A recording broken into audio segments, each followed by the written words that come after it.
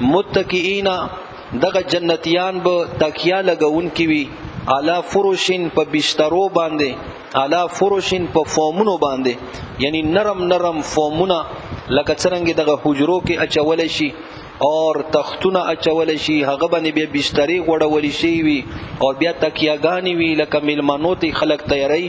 نو دغه جنتیان به هم درنګي بسترو باندې تکیې لګون کی وي او دا به داسې بسترې وي بطوائنها څه هغه لاندې طرفونه څخه هغه استر دي، هغه به من استبرق، هغه به د غټو ریخمونه وي، یعنی هغه لاندې طرفونه د غټو ریخمونه به وي، بره طرف نه. بره طرف عموما مونږ او تاسو خستا جوړو، هغه لاندې طرف څخه هغه کې مالوچ وي یا لاندې کومه کپڑا لګیدلی وي هغه اعلی نه وي، هغه بره کوشش مونږ کوو اعلی کپڑا ولګو.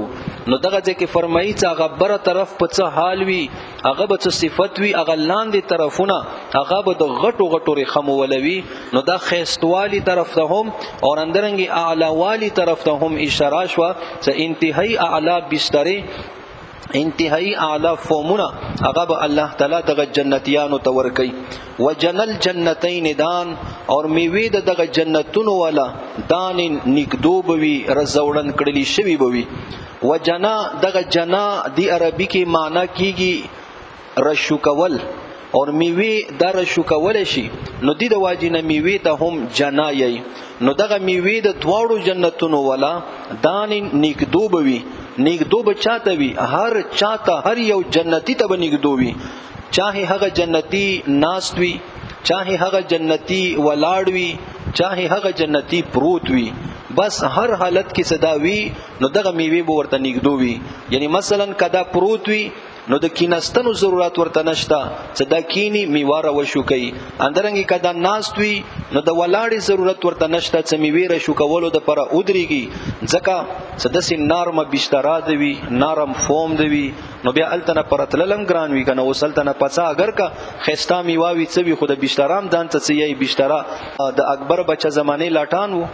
نو ایڅاغه یو د یی بلتا بار وګوره چې باران شتا او کا نشتا، نو هغه د ورته یی چیرې باران نشتا، هغه ورته تا ته څه پاته دی چې باران نشتا، ته خودل ته پروت هغه یی څنګه اوس پیشو راغله، ما پیشو باندې لاس ویلو پیشو وچوا نو بدینه معلومیږي باران نشتا. نو د بل ورته څه کې دی شي هغه د چاجي سوري سوري ترغلی وي، نو د بل ورته څه نه د پیشو دوره منطق نه دی اله. نو بیا ورته څه خدسي وکا چې دغه لیټ خو مړک کنه، نو ورته څه دسي وکا دغه پسترګو باندې بستر راواچوا بس لیټ مړ دی.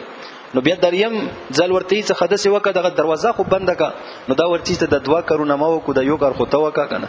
نو درنګ دغه اوس دغه نرمو بسترونو نه بزړه چا کېږي. نو دغه ځکه فرمایي څه باس جنتی دغه میوه به ورته بالکل نګدو وي، اتوماتیک سیستم به وي، ستا څه شي خواخ وي د دې خو اتوماتیک سیستم بیان د سیوی کنه بٹن به وای، بٹن ته په پسې لکه مو دغه سپیکر د پر تار ستر کړه دي د جنې کولاو کو. جنت کې دغه اتوماتیک سیستم د سیدی بٹن مټن ضرورت هم نشته، زړه اراده پورې دي. زړه کې د اراده راغله چیرې مانا خورم نو بس مانا بدته حاضر وي، یره دا شی خورم دا شی خورم نو بس دا بدته حاضر وي، بالکل زړه اراده سره هر یو شی بدته مخته پروت وي.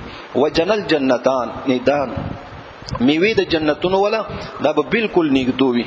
فبأي آلاء ربكما تكذبان، جنت ته بس یو ځلی تلل ګران دي، څکله لاړ شي نو بس بیا مازی